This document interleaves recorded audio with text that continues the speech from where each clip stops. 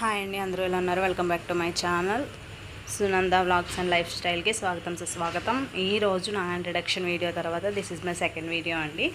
So మేమైతే నిన్న night డిన్నర్కి ఏం చేసాము అన్నది మీతో షేర్ చేసుకోవడానికి నేను ఈ వీడియో పెడుతున్నాను. సో లాస్ట్ నైట్ అయితే నేనైతే లెమన్ రైస్ అయితే చేశానండి. సో చాలా బాగా కుదిరింది టేస్ట్. దానికి కావాల్సిన ముందు రైస్ కాబట్టి ముందు మనకి ఫ్యామిలీ మెంబర్స్ మాకైతే 3 మెంబర్స్కి సరిపడా అంటే వన్ గ్లాసు రైస్ని నేను శుభ్రంగా 1-2 సార్లు కడుక్కొని అప్పుడు నార్మల్గానే కుక్ చేశానండి. రైస్ నేను కుక్కర్లో పెట్టలేదు, ఎందుకంటే లెమన్ రైస్ పొడి పొడిగా రావాలంటే నార్మల్గా వండి వార్చుకుంటేనే పొడి పొడిగా వస్తుంది. సో దట్ రైస్ 1-10 సార్లు కడిగి నేనైతే రైస్ని పెట్టేశానండి స్టవ్ మీద. ఈలోగా రైస్ కుక్ అయ్యేలోపు మిగిలిన ప్రాసెస్ అంతా చేసేసుకున్నాము. సో లెమన్ రైస్ కాబట్టి మెయిన్గా లెమన్స్ అనేవి ఇంపార్టెంట్ కాబట్టి, సో మా ఇంటి పక్క ఒక ఆవిడ మాకు లెమన్స్ ఇచ్చిందండి. చాలా బాగుంటాయి వాళ్ళ చెట్టువి, అంటే రసం ఎక్కువ వస్తాయి అనమాట. అలా నేను 3 కాయలు తీసుకున్నానండి, నిమ్మకాయలు.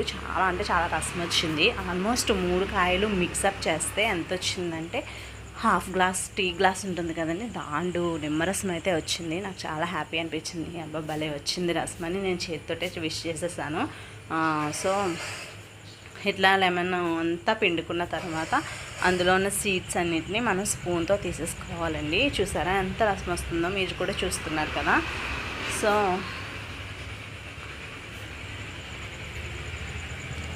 ఇట్లా లెమన్ రైస్కి లెమన్స్ రసం అనేది వచ్చి పులుపుగా ఉంటే చాలా బాగుంటుంది కదండి రైస్ అనేది. సో నాకు కూడా అట్లానే ఇష్టము కాబట్టి నేను లెమన్ రైస్ని చేసుకోవడానికి ఇష్టపడతాను. ఎక్కువగా లెమన్స్ తోటి రైస్ని చేసుకోవడానికి ఇష్టపడతాను. సో ఇట్లా రసం అంతా తీసేసిన తర్వాత స్పూన్తో చూసారు కదా, ఈవెన్గా స్పూన్తో తీస్తే వచ్చేస్తుంది మనకి.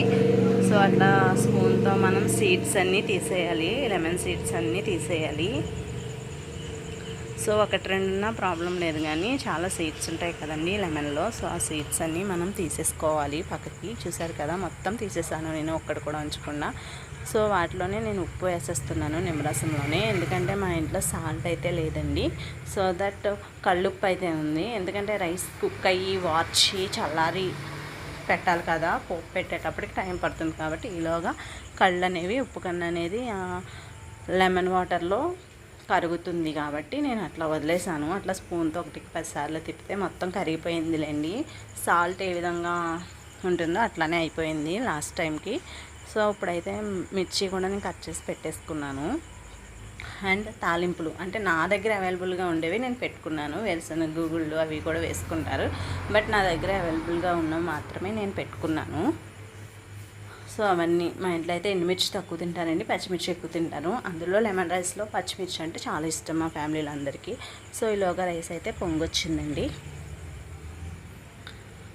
సో రైస్ అయితే లోపు ఇవన్నీ మనం ప్రిపరేషన్ అయితే చేసేసుకున్నాం కదా.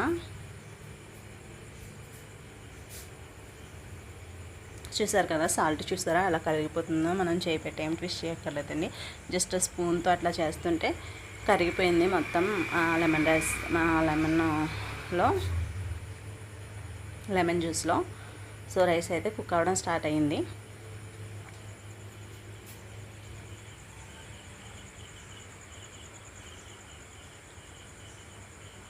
కొంచెం పొడిగానే వార్చుకోవాలండి రైస్ అనేది. సో ఇప్పుడైతే రైస్ అయితే కుక్ అయిపోయింది, వాష్ చేసుకున్నాము. ఈలోగా తాలింపుకి రెడీ చేసుకుందాం. స్టవ్ ఆన్ చేసుకొని కళాయి పెట్టుకోవాలండి, ముందు సిమ్లోనే పెట్టుకోవాలి. ఇప్పుడైతే చూసారా రైస్ నేనైతే వాష్ చేసి ఒక పళ్ళెంలో పెట్టేశాను. మీకు జూమ్లో ఎక్కువ రైస్లో ఉన్నట్టు కనిపిస్తుంది కదండి, కానీ అది తక్కువ రైస్ అండి, జస్ట్ 1 గ్లాస్ ఆఫ్ రైస్ అది అంతే. సో ఆ రైస్ పక్కన పెట్టేసుకుంటే ఇలాగా చల్లబడేలోపు మనం తాలింపు అనేది వేసేసుకుందాం. పెనము హీట్ అయిన తర్వాత ఆయిల్ పోసుకోవాలి.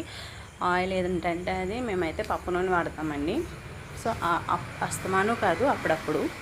సో ఆయిల్ కూడా హీట్ అయింది కాబట్టి మనం ముందుగా ఏర్పరచుకున్న పోపు దినుసులన్నీ వేసేసుకుందాము. చూసారా, ఆయిల్ మొత్తం మరిగేటప్పటికి మనకి అందులో పోపు దినుసులు కనిపించట్లేదు కదా.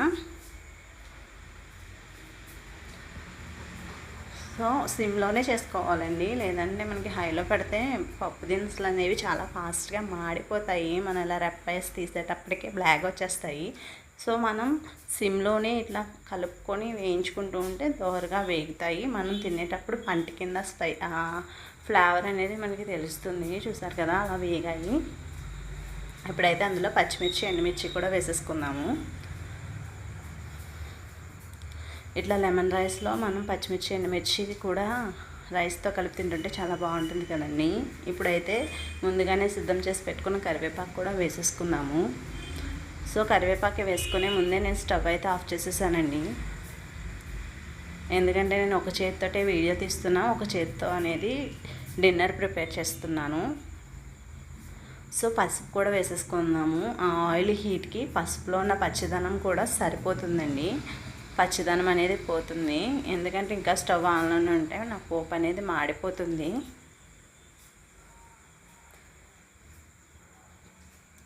సో ఇప్పుడైతే అది చల్లారిపోయేలోపు మనం ముందుగానే రైస్ ఒక బెష్నీలో తీసుకున్నాం కదండి, ఆ రైస్లోకి ఈ లెమన్ జ్యూస్ని వేసేసుకోవాలి. సాల్ట్ అయితే ఒకసారి కరిగిందో లేదో 1-10 సార్లు నేను చెక్ చేసుకుంటూనే ఉన్నాను.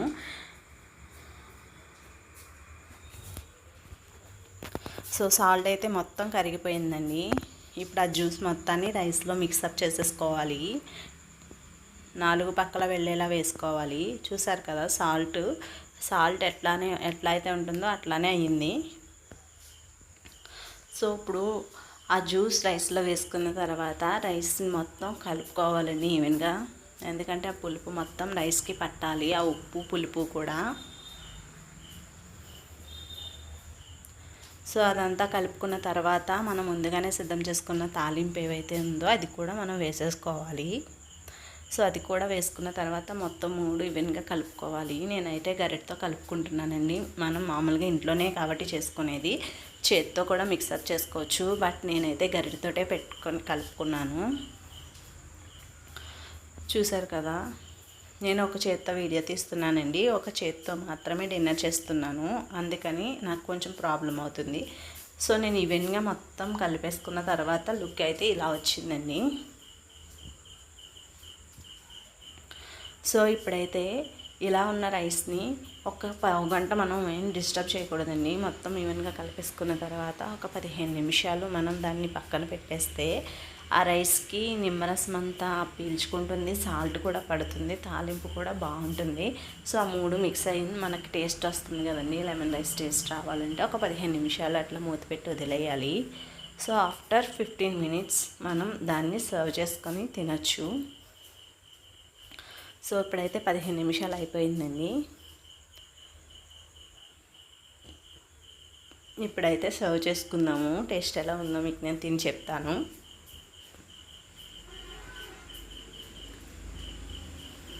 నాకైతే కలర్ చాలా బాగా నచ్చిందండి. అండ్ నేను ప్రిపరేషన్ చేస్తున్నప్పుడు ఆరోమా కూడా నాకు చాలా బాగా నచ్చింది.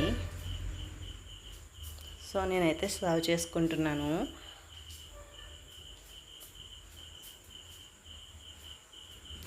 సో నేను చేసిన లెమన్ రైస్ చాలా బాగా, చూడడానికి బాగా వచ్చింది. నేను ఎంతో హ్యాపీ ఫీల్ అయ్యాను. వెంటనే నాకు తినాలనిపించింది. సో నేను వెంటనే టేస్ట్ చేశాను, చాలా బాగా కుదిరింది.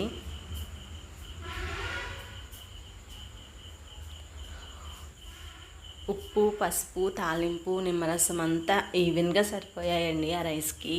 ఎగ్జాక్ట్ టేస్ట్ అనేది వచ్చింది, టెంపుల్ స్టైల్లో టేస్ట్ అనేది వచ్చింది. సో నాకైతే ఈ వీడియో చాలా బాగా నచ్చిందండి, మీతో షేర్ చేసుకుంటాను.